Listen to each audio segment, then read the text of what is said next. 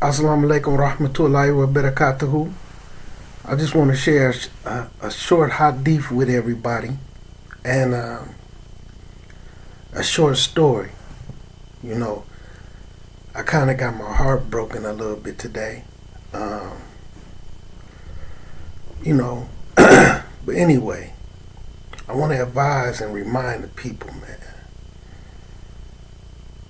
Thank Allah Azza wa Jal that Allah is allowing you to still be Muslim, whatever level it is. And also stay mindful of the swaying from this position to that position and just swaying back and forth and never really getting a firm hand on your deen, on the rope of Allah, just not really getting a firm grip on it. So this hadith, man, I'm going to read the hadith before I speak on what I seen, right? So this hadith, we're going to use Sahih Muslim with the explanation of Imam An-Nawawi. So Abu Hurairah, may Allah be pleased with him and have mercy on him, reported that Rasulullah sallallahu alaihi wasallam said, hasten to do good deeds before trouble comes thick like patches of night darknesses. Right? Before trouble becomes thick like patches of the night darkness. When a man or a person, when a person may be a believer in the morning and become a disbeliever in the evening, or a person may be a believer in the evening and then become a disbeliever in the morning. And it says he sells, well, they sell their faith for some worldly gain. And it's under the chapter heading of good actions needed before temptations become too powerful. So this is showing how you could be Muslim when you wake up in the morning, and by the evening, by the time Maghrib come, you could be a disbeliever. But that don't mean you don't still call yourself Muslim. You could fall into kufr. You could be up on kufr. And vice versa. You could go to bed, you could be a believer in the evening, and then when you wake up in the morning, you could be a disbeliever. But the thing they time to this is because they sell their faith for some worldly gain. And there's other hadiths where it says, like, at the time that a person is committing these sins, and then some hadiths they name different sins: adultery, fornication, intoxicants, stealing, robbing, So at the time that the Muslim is committing those sins, they're not a believer. They're not a mu'min. So just a little explanation of this hadith. The hadith urges Muslims to ensure that they do good deeds before this becomes too hard for them as a result of troubles and turmoils and temptation that come on top of one another, just like patches of darkness on a moonless night. Subhanallah. When such troubles, temptations overwhelm people, they become preoccupied with what's overwhelming them, and they cannot do their good deeds. So the Prophet sallallahu alaihi wasallam describes an aspect of the hardship such troubles cause, such that a person may be a believer in the evening and become an unbeliever the following morning, or the opposite. The doubt is on the part of the narrator. It says much for the hardship that such troubles place on people, causing upheaval in a person's life in just one day. But Allah knows best, right? So true stories about two Muslims, older men. Like I said, my mom, her best friend was Muslim, right? Came from the Nation of Islam, transitioned to the Deen community, right? My pops, his best friend, his childhood best friend, same thing. Went through the Nation of Islam, transitioned over to Deen. So him, I have been around him my whole life. And as a matter of fact, when I was 13 and I accepted Islam, my mother had told me, it was a time when I was younger, when basically the Nation of Islam, they had whooped dude so bad that he was selling a newspaper. They had some hustles going on. They was trying to get a temple and some other things, right?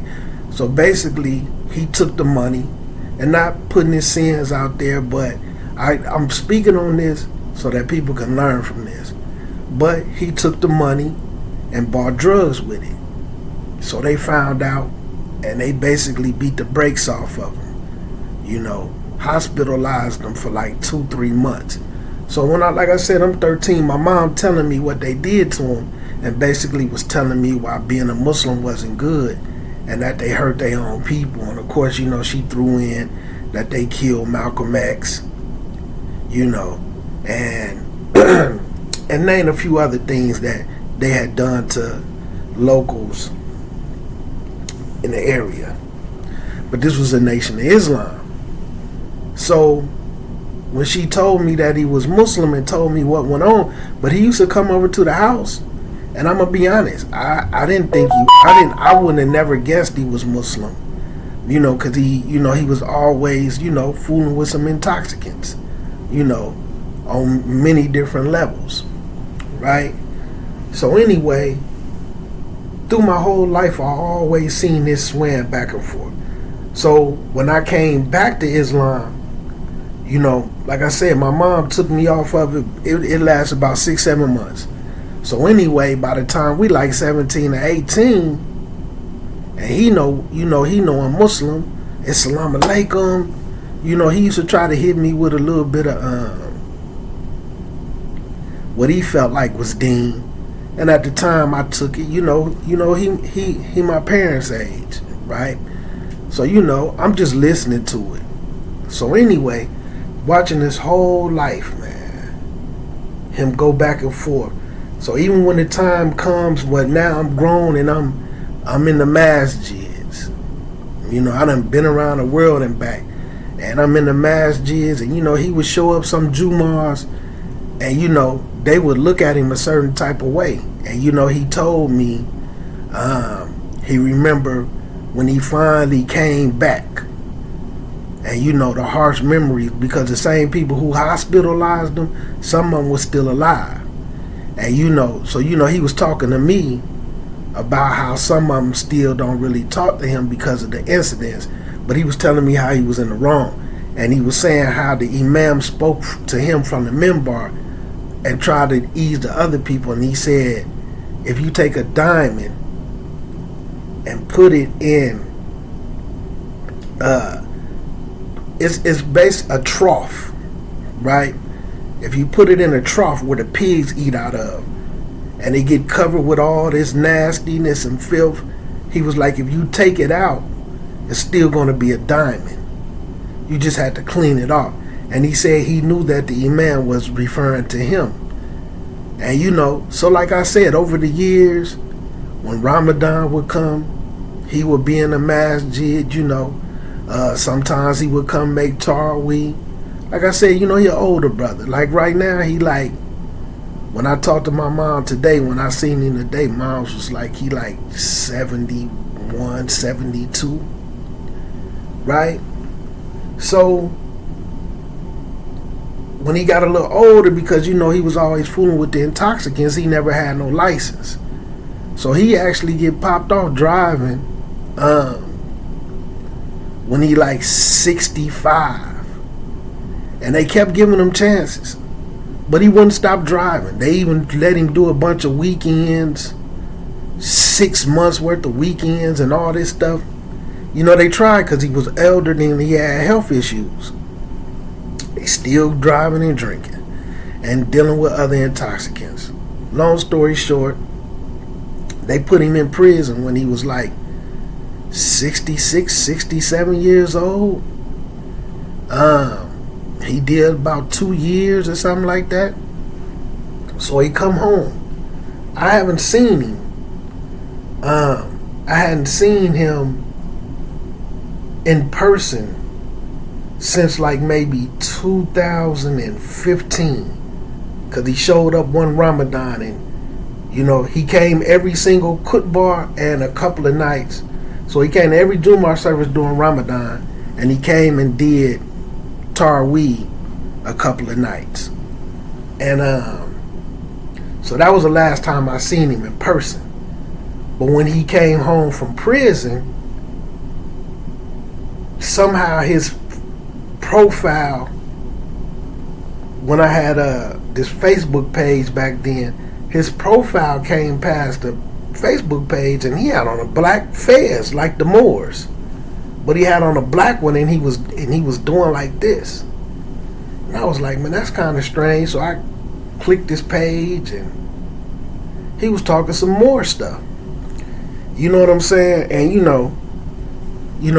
old BD. You know what I'm saying? He was a BD, right? For people who understand what a BD is. So by him being a BD, like he was a BD from in the 70s. All right, he that type of I ain't gonna say one of the originals, but when they started bracking, he was one of them. So anyway, I was just like, wow. So I ain't really ever paid attention. I seen him today when I went over my mom's crib to check my mom out. I seen him. He's driving, but he's getting out of the passenger seat, and I'm seeing he having so much trouble, and I don't even recognize who he is, because he's real swollen, like his head, was swollen like this big, in his body, like he was real swollen. I didn't recognize who he was, and he was getting out of the passenger seat. He got an oxygen tank hooked up to him. He could barely walk, and I'm like, wow. So as I'm going up on the porch, my mom was like, you ain't gonna speak to such and such, said his name. So I'm looking, I ain't made it to the porch yet, but I'm walking, I'm looking at him like, dang, that is him. So I was like, Salam alaikum. He just looked at me like this. So I said, okay, maybe he didn't hear me. So now I'm getting closer to him, and he trying to carry some stuff. He could barely walk. So when I get up on him, I'm like, Salam alaikum. He wouldn't salam me back. So I just said, okay, maybe he on that more stuff, like the pictures I seen, and And now he's been out of prison maybe like 3 years. Because Mom do say he about like 72. I think he was locked up till he was like 69 or something like that. So he been home a couple of years. And so I said, maybe on his more stuff. But I still walked up to him, hugged him, grabbed a little stuff that he carrying. And like I said, I didn't even know he was in this condition. But in my head, like, once I seen him getting out of the passenger seat and see that there's no, as I'm walking up to hug him, seeing there's nobody in the car with him, he's driving. You just came home from prison for driving. But like I said, my whole life watching him go back and forth. So as he come up in the house, him and Pop sitting on the couch, and he got to talking about Jesus, man. About how Jesus done allowed him to see another day. Now just like, wow, that's why he ain't salam me. But that going back and forth. And the whole point is this. Sometimes, man, when you don't get a firm hold and take this thing serious and you taking it as some cool stuff, I'm a member of the Nation of Islam, or I'm a member of this group, I'm Salafi, I'm Sufi, I'm Ashari, I'm Deobandi. I'm part of the clique. I'm one of the guys. But you swaying back and forth. Never coming up out the streets, never leaving the intoxicants alone, never leaving the girlfriends and stuff alone. You know, just never getting a firm hold on it. And like right now, he need to be closer to Allah more than anything. But now that he feel like he's on his way out, he done turned back to Jesus. Allah didn't let him have it. Allah didn't let him have it. All that going back and forth, man, and now it's a strong possibility, man, that man gonna go out on shirk. That man might go out on shirk, man. Martial artist and everything, new karate. You know what I'm saying? You know, cause he was in the Nation of Islam. So you know you gotta learn everything. You know, dude was a black belt. And you know, when I was a shorty and I was used to being a karate and stuff, when he used to come to the house, we used to kick at each other and all that, but he was grown, but dude was decent. You know what I'm saying? He wasn't nothing to play with. And they had another homie who was the same way as him. And I remember one time they got to drinking, they got to sparring, man. I seen him kick dude in his mouth, man. But he was nice, man. And to see him now, like he walked like he scooped. I was just like, man, and like he swole up from head, feet, and everything. And he was talking about Jesus allowed him to see another day. Man been in and out of the fold of Islam since the 70s. He was in the Nation of Islam, like he joined the Nation of Islam as like a teenager, while Elijah Muhammad was still alive. Like been around him and everything. I remember when he was telling me about when he went to his first Savior's Day and all this other stuff. So I was just like, but like I say, to see that, man, it kind of broke my heart. Because now that you need to be right with Allah for real, and to see that he was driving. You just came home. Man ain't had no license in about 20-something years from DUIs and he just came home like 2 years ago from driving. He's driving, man. And it's just like that never changing, man. It blew my mind, man. It hurt me, man. And they had a homie. I didn't know him, but I didn't know they homie, but I knew they kids. His kids, right? Because, they had Muslim names. So they had the Muslim names at birth, but they didn't get raised up in Islam. But he was similar. Went through the Nation of Islam, transitioned over to the War of Deen community. And like in the 80s, at the club, him and his wife, man, at the club, kicking it, having a good old time as Muslims, man. And he got into it with a guy.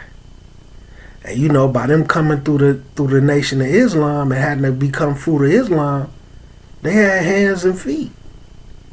So, although he out there, feeling a little swoozy and all that, out there having a good time at the club. Him and another dude, they drunk, they get into it. He get to putting the hands and feet on dude. So while he putting the hands and feet on the guy, his partner came and stabbed him in his head. And as dude stabbed him in the head, his Muslim wife yells out, "Oh my God, Jesus, please save him," as he's falling to the ground. Now this is what I hear from them as I get older, and ended up asking like what ended up happening with him, because he ended up passing away he passed away in like the 2000s. And like I said, all the old Nation of Islam and War of Deen guys who left the nation and became War of Deen, they were still in the community.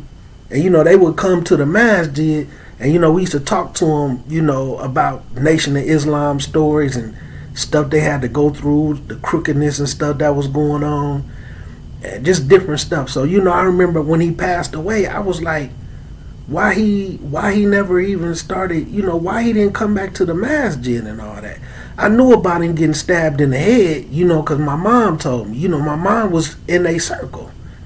And, they was all about their blackness because, like I said, my mom was in school and she was with the group that started the original Black Panthers. She was one of the original people when they just sat in a room. There was only like 6-7 people and they was coming up with the ideas.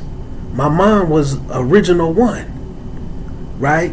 So she didn't play the movement like they did, you know what I'm saying? But she was an original person sitting in a room with them in college as they was coming up with the ideas for the Black Panthers before they even had a name for it. So my mom was into the blackness, so they was too, but they was just black Muslim. My mom just didn't accept Islam, right? So anyway, so she told me about him getting stabbed in the head. So when I'm asking them what happened, why he never come back up, because I knew his sons, they had Muslim names, but they never toyed in the Deen, right? Ate pork and everything, and I, but I never questioned them, you know what I'm saying? So anyway, so I asked them what happened, and they was like, man, when dude got stabbed in the head, he was never the same. So I was like, that's what my mom said. And they was like, well, when he got stabbed in the head, and his wife yelled out, oh, Jesus, please save him, or Jesus, please help him.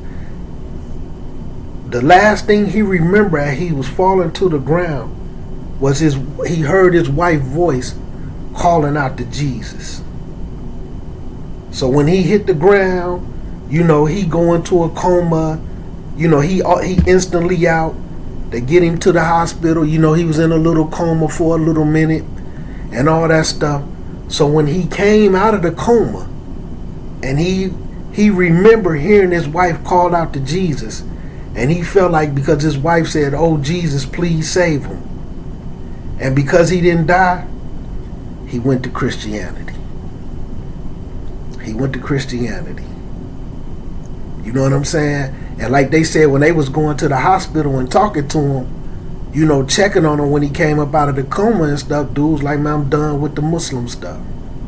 But at the club, drinking, smoking that old marijuana with, you know what I'm saying, that old back in the day marijuana, where you getting 10, 12 joints out of a $10 bag, right? But that swaying back and forth. But you never could fathom, man, that Allah might take your deen away from you, man. And that man passed away on shirk. Muslim, man, but 1 foot in, 1 foot out. And that's some of these cats, man. And wallahi, the guy who give the kutbahs here, he's from Jordan. And he an interesting character because he loaned these guys money, and then when they go get liquor stores and stuff, he get mad at them during the kutbah when they don't pay him. They don't pay him on time. So I remember we was having in a kutbah, he was like, yeah, y'all come in here for Jumar, and then when you gonna leave here, you gonna go right back to your store where you got a big old I got beer sign. Because he didn't know how to say Budweiser, because that's what they signed at Budweiser sign. So he's like, y'all got a big I got beer sign on there. And then y'all in these bad neighborhoods, and y'all got these drunk, high, crazy people coming all in your store, fighting and shooting. He said, imagine one of those guys come in there to rob you. And they shoot you up and you die, you fall out behind that counter. And see, they had some type of ruling where I don't know where they got it from, and these was Arabs. These wasn't like the Indian Pakistani guys, right? They some type of Arab, So that somehow they had some type of ruling where they store can have 5% pork. So right up in the front they would have this little freezer type thing, and they would have bacon, like breakfast bacon, where you could buy packs of bacon, bologna, these big old fat red hot dogs, and they would sell like pork skins. So that was their ruling. And then so right there, so behind the counter, so right here they got the pork, but they also got all the other hot stuff that they sell, like the nachos, the chili, where you can get chili fries and all that. So then behind there, they got all the liquor and alcohol. And at the time, marijuana wasn't legal, but they had to fake all the different K2s. They had that bath salt that people was snorting up their nose. It was some type of bath salt. You could actually buy it. And and then they had like the no-dose, the fake no-dose pills, the fake perks and all that. And they would be, like they sold them in there. And he said, so imagine you dying back there with all that pork and all that expensive hard liquor and them, what did he call them? He didn't call them blunts, but he was basically talking about blunts. And them cigar, them weed cigars, he called them something like that, the marijuana cigars, but we knew he was talking about blunts. Imagine you dying back there. Like how you gonna explain that to Allah? And then they take some money from you that's mixed in with the haram money. You know what I'm saying? You don't know which dollar is halal and you don't know which dollar is haram, because you got haram products and you got permissible products in the store. And I remember him saying that, man, looking at their face, man, but it just made me think in my head like some of these Muslims I know that be hustling a little bit. Imagine you up in a dope spot and somebody run up in there and clap you in there over some drugs and all this other stuff, and you die in that state. Like, what you gonna say to Allah? So man, people who be swaying back and forth, man, playing the street, playing the Deen, having a girlfriends and doing all this stuff that's impermissible, man. We need to thank Allah that we still Muslim, man, because you never know when Allah might decide to take it from you. Like I said, my mom said dude like 71, 72 years old. And now he swole up, got a scoot to walk, oxygen thing, the little portable one, he got it around his shoulder. You know what I'm saying? I mean, I'm talking about swole up bad, not like gained weight. Like he's swollen, like his body is full of fluids. And like I said, knowing this dude, he was a black belt, and I done seen a man jump up and kick stuff, man. You know what I'm saying? And real athletic, you know what I'm saying? It's amazing, man. It was amazing. But like I said, I still respected him, man. I hugged him, man. I carried his stuff for him. Even when I heard him say that stuff, man, about Jesus allowing him to see another day. You know what I'm saying? And wallahi, after he said that, you know what I'm saying, he was sitting on the couch, and I looked at him and said, too much of the fast life, huh? Because this I'm being, I didn't say the whole thing, but wallahi, this is what went through my head. Some people live fast, but they die slow. Wallahi, that it came right through my head as I was looking at him, listening to him sitting on that couch. And that's what I looked at him. After he said that, I looked at him, I said, too much of the fast life, huh? Because he Muslim, and I'm looking like this. Too much of the fast life, huh? And then, he had that look in his face, like, and then he cracked a little smile and it was like, man, I remember an old man told me when I was a kid, you got to be a strong man to grow old. You know what I'm saying? You got to be a strong man to grow old, because you're not prepared to grow old. You know what I'm saying? And the pains and the stuff you're going through, you know what I'm saying? And I'm listening to him like, alhamdulillah, man. Yeah, you do, man, but too much of that fast life, man. That going back and forth, man. It broke my heart to hear that man say that. You know what I'm saying? I remember, because like I said, he's so nice with his hands and feet. Pops, Pops thought it was hilarious. You know what I'm saying? So my mom was cooking some pork steaks with gravy. And he had my mom put a whole bunch of gravy and stuff on this pork steak. And this other stuff, man, it had my mom fix him a plate. And they gave it to him. And I remember, soon as he got down to like the last couple of bites, Pops was laughing like, he was like, that pork was pretty good, wasn't it? And he had a couple of bites and he like dropped his stuff, man. He was looking at him like, what? And then, he was just cracking up. Then he looked at my mom. And, mom just kind of shook her head and walked out. And I was looking at him. Because I ain't really, I'm a youngin', so I don't really know what's going on. And he went to the garbage can and got the package out of there and seen they was pork steaks and snapped. He ain't fighting. You know what I'm saying? They childhood kids, but just to see how his Deen was at that time, he went off. And to see him today, that swaying back and forth, man. People be choosing. When people had a perfect opportunity to choose the Deen, man, they choose other stuff, man, like that Hadith say, man, they smell their fault. They sell their faith for some worldly gains, man. For some worldly gains, man, for some fun, for a relationship. I can't do it, man. Man, Allah, and wallahi, I say it all the time, man. Allah, please don't take my Deen from me. Like I said, if something go on and I don't, if I wake up for tahajjud and turn my alarm off on accident trying to hit the snooze button and then wake up to the dawn for Fajr, I be trying to figure out what I did. Why Allah didn't favor me and allow me to get up. And I be trying to figure out, and I'll be walking around talking to Allah like, whatever I did, Allah, I'm sorry. Please make sure I never do it again. I don't even like, although, I can make it up.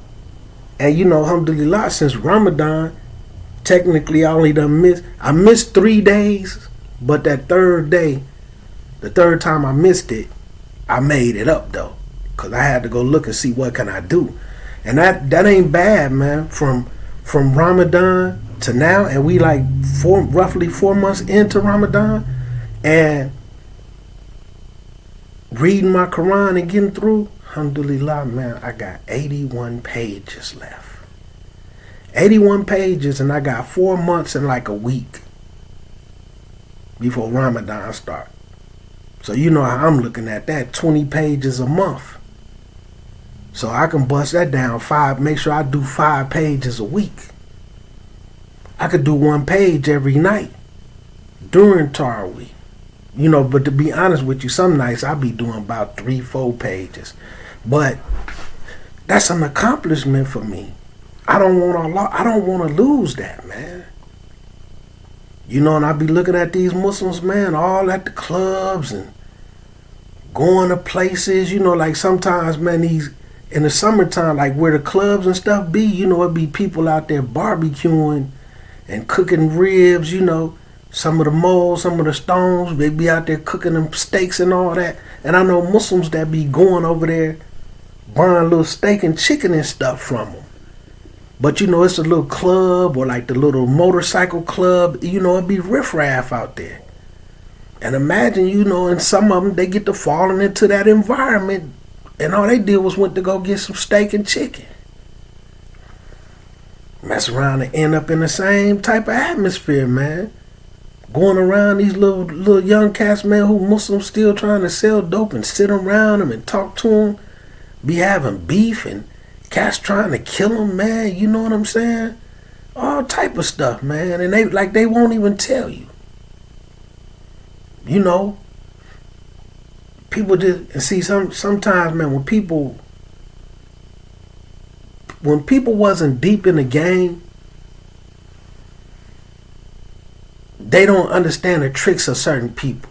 Like I know a Muslim brother, And I'm going to say this, man, because people need to beware. Muslim brother, man, been Muslim for a long time, but he won't leave the streets alone. So if he riding around and like he feel like the police following him, or like he feel like it may be some people who trying to jack him or something, or like the police, he'll come over your house. And then he'll be like, hey, let me use your bathroom or something like that, right? And then he'll go in your bathroom and take his dope and stuff it up between the pipes under your cabinet sink.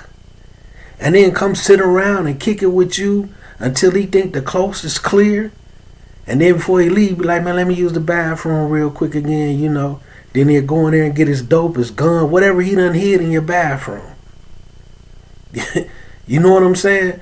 And if somebody in the bathroom, he'll go do the same thing like in your kitchen. You know what I'm saying? And you might be his relative, or you know, you might be real cool with it, and he won't even tell you. But if it's somebody who trying to get at him, you know, and like these old little tricks, man, from like when cats was hustling, where it was like a little restaurant pool hall, and when the police would come, they would go stuff the drugs like up under the little bathroom sinks, stuff it up in the pipes. And he Muslim, man, he could never come in my house because he still do the same stuff. You know what I'm saying? See where you live at. You might live in a quiet neighborhood. He'll have somebody meet him and sell drugs in front of your house. You think he done came over to see you and this and that. Dude done sold some drugs in front of your house and then come in the house. Sit down and kick it with you and you be clueless. Making your spot hot. You know, it's just, and they be Muslim, man. And people need to be mindful, man, because you never know. This man's 72 years old, man, and now he talking about Jesus, and he need Allah the most. But because, you know, he been getting that leather put on him. You know what I'm saying? From all that going back and forth, all that sinning, living how you want, bunch of intoxicant girlfriends, and Deen and all of that. That leather been getting put on him. So he probably feel like Allah ain't there for him. But Allah wasn't there for me when I need him. That leather, man, that belt been all up my back and A. You know what I'm saying? Just like that same brother, man, who felt like, because the last words he heard was his wife saying, oh, Jesus, please save him. You know? And since he lived through it, man, left Islam, man. Jesus saved him, not Allah.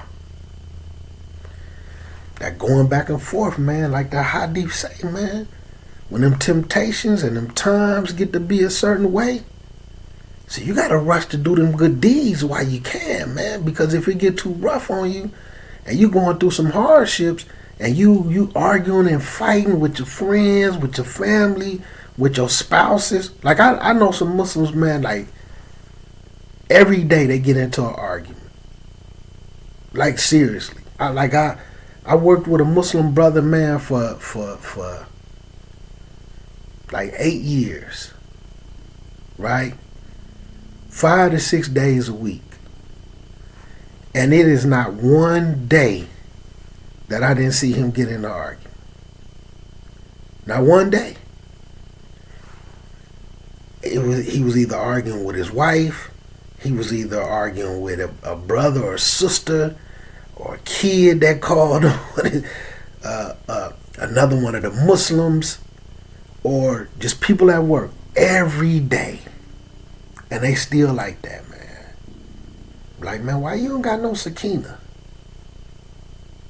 And I've been at the place, alhamdulillah, man, about to be 11 years and still ain't got in that one argument. I be in the exact same environments. I was around the same people. Every day, get into arguments, man.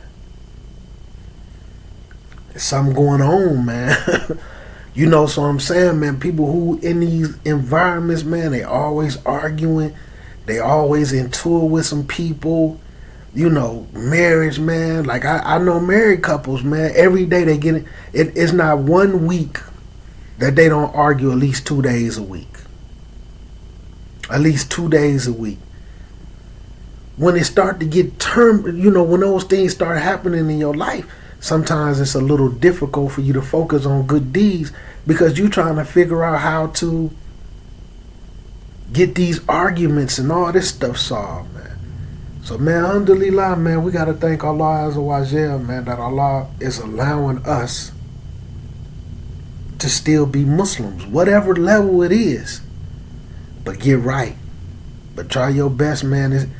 Whatever level you on, even if you're an outstanding, top-notch Muslim member, you know what I'm saying? You one of them members, man. You one of them guys, an outstanding member of the Muslim Ummah.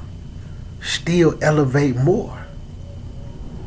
Haste and rush to do them deeds because you never know. You can wake up, you can go to bed a believer and wake up a disbeliever. You could be going through the day a believer, and then by the time Maghrib come, you're a disbeliever. Allah will take it away from you, man. So I'm finna go and get up out of here, man, and do some things that I gotta do. And I gotta tell you, I gotta say this, man. Like when I do these videos, man, this is something that breaks my heart.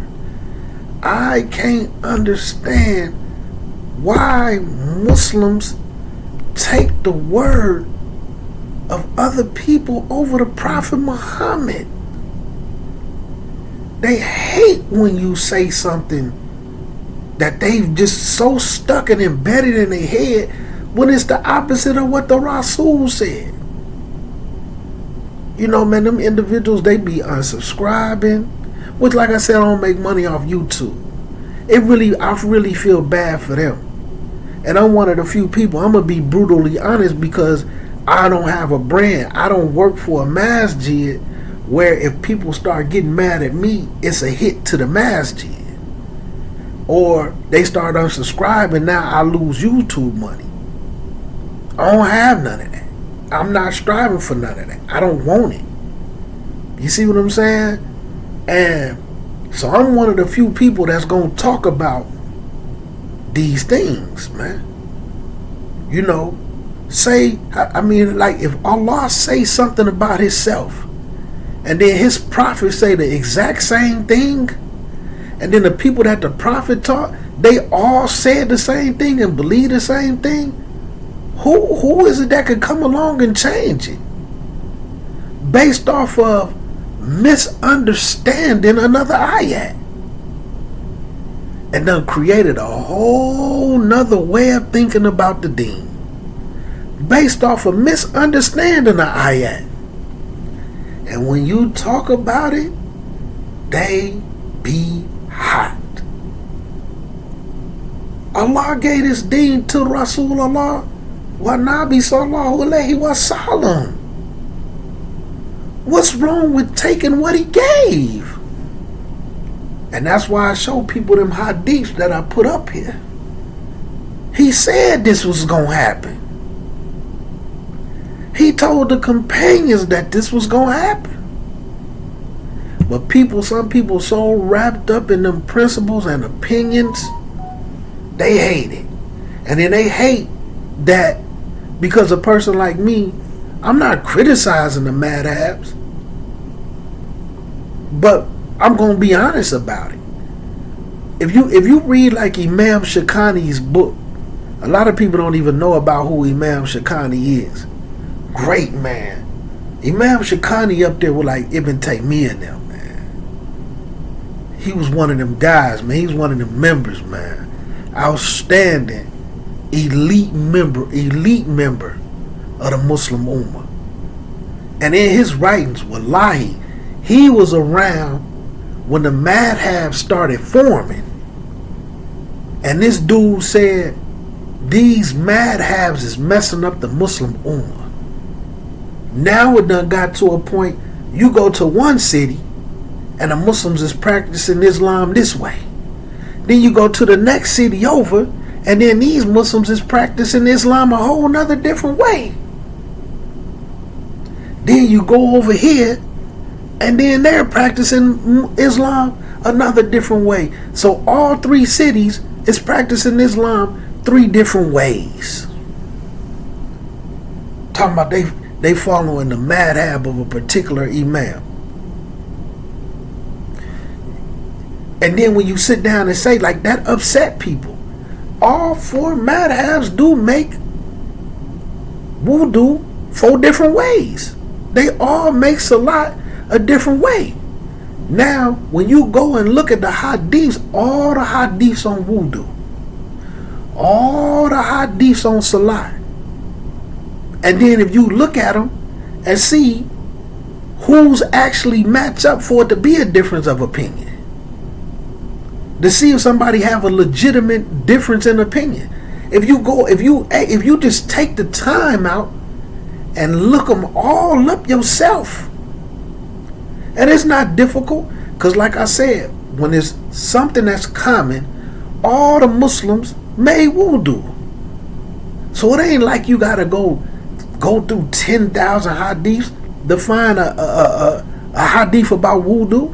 They're going to be numerous. Like some of these little things that other people throwing in, these weak hadiths, this and that, it'd be like one report and it'd be clear that that report is da'if or it's munkar, it's fabricated. And you have to look for that like you looking for a needle in a haystack. There's numerous, you could just, like there's whole books on wudu. Just go to the chapter of wudu, go to the chapter of salat. And like I said, when you go through and look at it, you're going to say, okay, alhamdulillah. This is wudu in accordance with Quran and Sunnah. Why do people have a problem with me? Because I sit down and say, if one of those madhabs have it correct, what I'm going to give them credit for? Allah didn't give the wudu to them. Allah didn't give the salat to them. He gave it to Rasulullah sallallahu alaihi wasallam. And see, when people pay close attention, because when you do that, then they're going to say what? This is the wudu. This is the Hanafi wudu. This is the Maliki wudu. Not this is wudu in accordance with Quran and Sunnah. This is the Hanbali wudu. This is Shafi'i wudu. This is Hanafi salat. This is Hanafi prayer times. This is Hanafi khutbah format. This is Hanbali khutbah format. They ain't prophets and messengers. No knock to them. Great imams. Outstanding members. Elite members.